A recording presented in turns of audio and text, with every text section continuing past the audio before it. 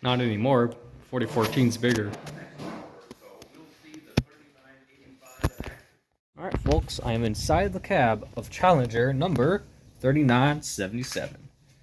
As you can see, it is a oil burner. It has oil gauge things here and oil stuff that I don't know much about. But the cab is where it gets special. First I'm going to show you around this side. The right side is a lot cleaner than the left side because it hasn't been sun faded as bad. It looks like we have a clear. We have a clear indication. Nice. So, see these rivets here is where the old coal bunker used to be, or the ends of it. Now obviously since this was converted to oil during service, it still has the rivets there, but it obviously doesn't have the firebox, or the, not the firebox, the coal bunker. Heat exchange apparatus, patent number, blah blah blah blah, 1940. So it's an old choo-choo. It's an old train. Nice about this cab is it's roomy though. You got brakeman, another brakeman possibly, or maybe that's the conductor, and then you got fireman and the engineer, and then you got all their controls. We got the independent brake. This is the one that controls just the locomotive and tender, not the rest of the train. Got your normal train brake. I don't know what type. I'm not an air brake expert. Looks like we got this minimum wide. Okay, I think this might be the primer for the little things to go over the stack when you're in a tunnel. Got the boiler pressure gauge, speed. Man, this thing could definitely hit 90. That's for sure. Got your throttle on the ceiling. You got your air brakes, cylinder back pressure, even cab signals. For a steam engine, it still has cab signals. And it's got your reverser, actually controls the direction you're going. And way to minimize steam is to keep the throttle full, but put the reverser as far back as you can, so use a little amount of steam as possible. You got your smoke deflector, cylinder cocks, defroster, I guess for these windows here. And you got more. This is the bell. So you turn the air bell on. Starter feel. Looks like it's probably been used. These are your tricocks to check the water glass. Make sure it's actually working right, because you want to make sure you have water in the boiler. Because if you don't, that's a bad day. Got your headlight switch. Dim. Front full. Order light, don't know what that means. That's probably not original. Cab signal again. Bell, or no, this is the whistle cord. Woot woot. If it actually has air hooked up. Use restrictor on display. This is the handle to open the air hatch there. Get some, actually 3 handles, so you can get some nice airflow in here. Then you got your dynamo tricock, your steam heat tricock, and then this is where the fireman. This is the guy that does all the steam stuff. See, he's got his own pressure gauge. Looks like apparently we've got like 250-ish pounds of pressure. Yeah, I don't know about that, Chief. I don't know about that. I don't think that's accurate. Squirt hose, heater, burners, atomizer, all your oil firing, whatever. I don't know much about oil firing. Look down here. Used to be a pipe that would go up through here. And then you got your bowl that disperses all the oil and gets atomized, burns. See, way over there is the beginning of the flues and tubes. You got a massive firebox of brickwork, although I don't know if that brickwork's much use anymore. But either way, still, you could have a whole bachelor party in this firebox. Like, if you remove the backhead here, you could have a whole party back there. It's crazy how big it is. And then the result of low water. Yeah, that's one of the Oh, I'm forgetting the name. That's one of the 9000s that had a boiler explosion. That's not a good time. Then again, you got more just other random things and stuff. And if you go around here, I'll show you some of the outside parts. So again, we got the tender. See the rivet going on the side. That's where the coal bunker used to be. Since it's an oil burner, that's where the oil bunker is now. Oil tank. And you got the water tank right behind it. Giant water spout, because why not? Centipede tender. And then here's where the fun stuff is. So here you got light. You got some gadgets and gizmos that do things. This is where the blowdown stuff happens, where like the water drips out there and the blowdown folds it back there. Got the axles. That looks like a speed recorder there. And then all the piping and stuff for the steam and other lines. 69-inch drivers, so this thing could get scooting. These things could easily hit 90 on a passenger train. Easily. And you got mechanical lubricator. You know, every time the cylinder moves, it takes this thing up. And it looks like it's still got grease in it too. Crazy. I'm surprised it still has grease for being out of service for how long it's been. Then you just got some more. You got your air tank on this side. Only one on this side. The other side has two. Got your smoke deflectors. Got your massive cylinders. Just. And then this is so that when it articulates, the steam pipe can actually bend with the articulation. So your steam pipe doesn't, explode while you're trying to turn. Which wouldn't be a good idea. Wouldn't be a good time. And you got the massive pilot. And yeah, just big honkin' choo-choo with a lot of cool history to it. And I'm kind of sad that we only have two of these left. This one being here in Cody Park, and 3985 being the one that's under restoration by the Railroading Historical, or RRHMA, I don't know, whatever it stands for. But yeah, now I'm going to look at the dude. The DD40. Now we're going to take a look at the inside of 6922, the DD40X on display here. Got the MU cable there, got the steps, still has its original car track ID, which doesn't even look that bad. You got a re-railer, got the bell that people like to ring and it's really loud. Let's go take a tour around the locomotive. So, as you can see, massive house-sized fuel tank. Then you got this end of the 645, the first one. You got the other side. As you can see, this one doesn't have any oil or anything in it. We took a few of the power packs out, but yeah, 645 E3 with 40X power packs. So, because this was an experimental engine. And we got air compressor, looks like it's a 3-cylinder. You got this part, which isn't actually solid, it actually like bends a little bit, so it actually is technically inarticulated, but not very much, because that's like the only part I can see that bends. And then, cooling, and then the other engine, Unio, my favorite railroad. This is one of the 4 massive sand tanks. This is an air duct for the traction motors. There's one on the other side as well for the other side, or the other engine. And you go on this side, at the end of a reefer, couplers, and oh yeah, and here we got this little thing that shows you like the engine diagnosis. Rail yards right over there. Wow.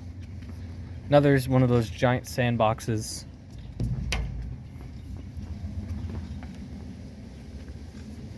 And you got another couple air tank. Well, one air tank. There might have been 2 at one point, but those are gone. And you got. Now this is something that I have never seen on any other locomotive before. It's got steps right here, which, yeah, I don't know if I don't think I'd want to take that. Got your car track ID there. Now let's go on the cab where the real magic happens. So, obviously this is a diesel. A lot different than the steam engine with its controls. So, first let's go ahead on just the electrical panel, which is like how you start the engines, how you diagnose the engines, blah blah blah, all that good stuff. Basically, this is the brains of the locomotive. If something fails here, you ain't moving. This is the e-brake.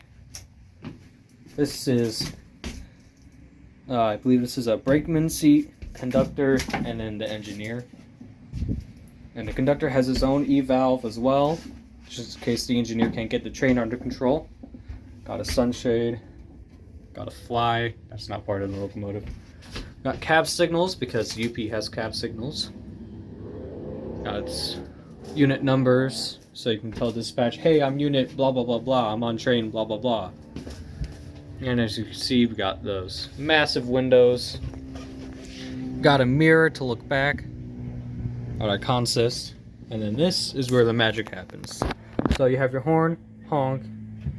You have your, I believe this is the independent, and this is the, yeah, this is the train brake. See, it's got set to out, and you can set it to freight or passenger, which is basically how you do other things. And then it says we're in notch 1 right now. You can bring it up to 8, bring it back. If you want to add power, we can add more power in between 7 and 8, or we can reduce power. We can shut it off. Then we can stop, idle. So it has technically 9 notches, but stop is kind of just like, I don't know if it's really an idle. And you got your dead man pedal. If that ever doesn't get depressed, your train will stop. This is a acknowledger to acknowledge the, you know, bells and stuff, because crews get sleepy and this rings and it wakes them up, and if they acknowledge it, the train will keep going. But if they don't acknowledge it after a certain amount of time, brakes will be applied.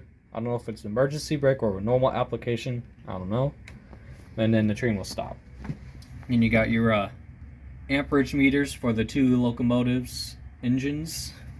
And then this yellow is the dynamic brake amperage, and this is the power amperage. You don't want to stay in the red for too long. That is bad time. And you got your heater and blower stuff and all that good stuff.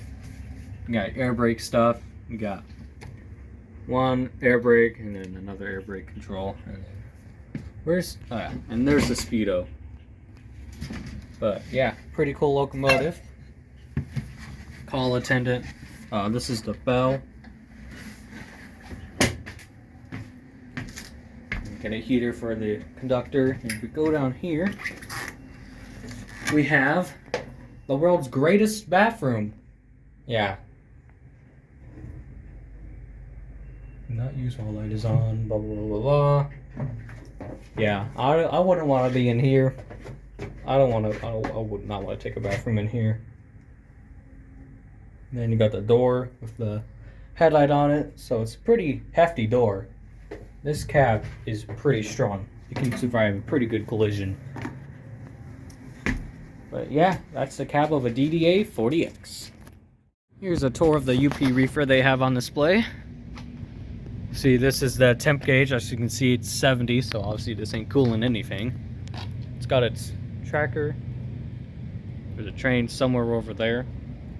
It's got diesel fuel because it has a mechanical generator on it. This is the tank for that.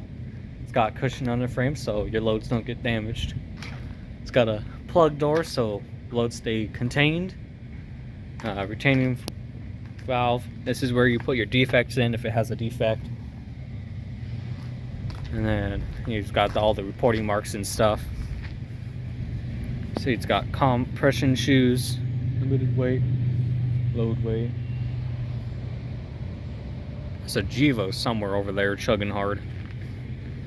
Got a number, all that good stuff.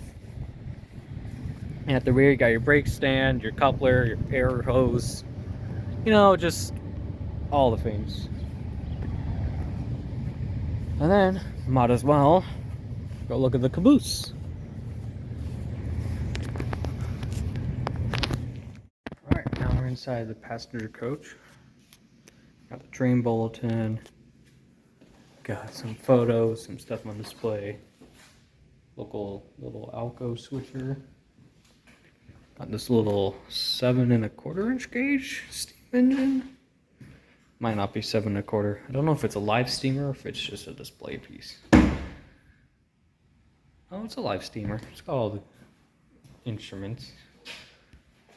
Got some stuff, so this is more of a baggage coach.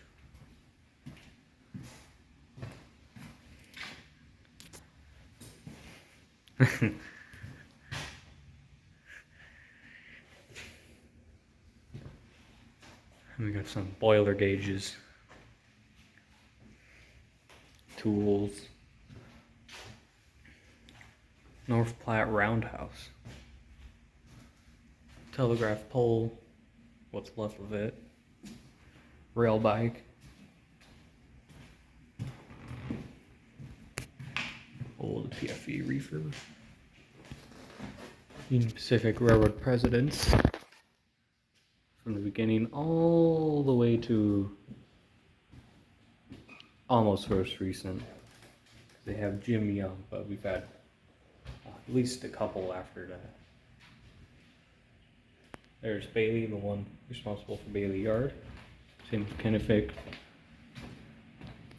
That looks like a distance thing. I don't know. Got some photos. And now we're in the mail coach. This is where all the mail will be sorted, you know, dropped off and stuff. You open this door, you have a bag sitting on the side of the tracks, you'd go on that speed, you'd get caught, you'd bring the bag inside, sort all the mail, put them in all the different, you know, areas, like packages held, put them in there, you know, and then you just got all the names, states, towns, you just, so many places, like David City, Lindsay, Hooper, Primrose, Omaha, Denver, Nebraska, Boone. I mean, it just so many places. And you got more package storage, more bag storage for the mail bags. This is the little grabber that would grab the mail as you drive by.